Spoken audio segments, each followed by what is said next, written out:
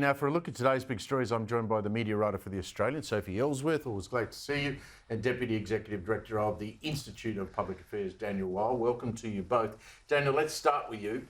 Funding stoush broken out between some of the states and the federal government. New South Wales Premier Chris Minns, he's demanding to know why his state is $1.6 billion worse off while Victoria and WA have got increases. Have a listen to Minns. He didn't hold back today. If the previous regime was in place, we would have got 94 cents in the dollar. Now we're looking at a situation where we're going to get 86 cents in the dollar, and a lot of that money is going to be sent to Western Australia, which is chock full of cash from the mining boom, or down to Victoria, which is now a welfare state receiving a whole bunch of money from the pockets of New South Wales families. We always have these state-by-state arguments, but it would appear that Victoria has done extremely well. Now, we know Victoria's broke. Yep. I saw the PM today saying, well, this is an independent body that works out who gets what from the GST, but the federal government has a fair bit of influence. What do you think's going on here? Well, that's right. Victoria's doing well out of the GST because it's doing bad as an economy. You're only going to get more money as a state if your economy is going backwards because it's based on your revenue-raising capacity. Now, we know Victoria's revenue-raising capacity is going backwards because the economy is going backwards. We've had the Assistant Treasurer a couple of weeks ago of Victoria say, well, Victoria is the nation's economic engine room. It's not.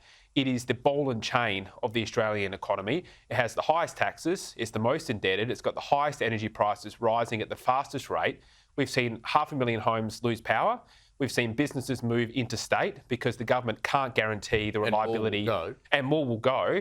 It's the only state with a net outflow of businesses. And the only plan that the state government has is to go cap in hand to Canberra asking for a bailout. And you've got the Premier celebrating it as some kind of a victory. It shows they've got their priorities all wrong.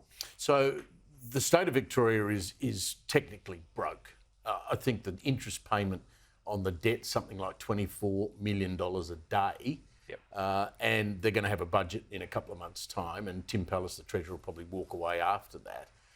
The people of Victoria don't seem to be angry about debt. Has the fundamental fear of debt changed among voters? I think it has, but it's changing. I think when people see the quality of their social services starting to go backwards, when they are seeing this deindustrialisation, they're finding it harder to get jobs. All you have to do is go around Melbourne and Victoria and the suburbs to see that life is just much harder than it used to be, whether it's with infrastructure or access to basic amenities. And that's because of this massive population growth, unplanned migration, and Victoria is ground zero for that, without the proper planning. And what's worse is that they don't have the assets to sell off to fix it like they did in the Kennett era. So we're going to need real deep reform to fix this state.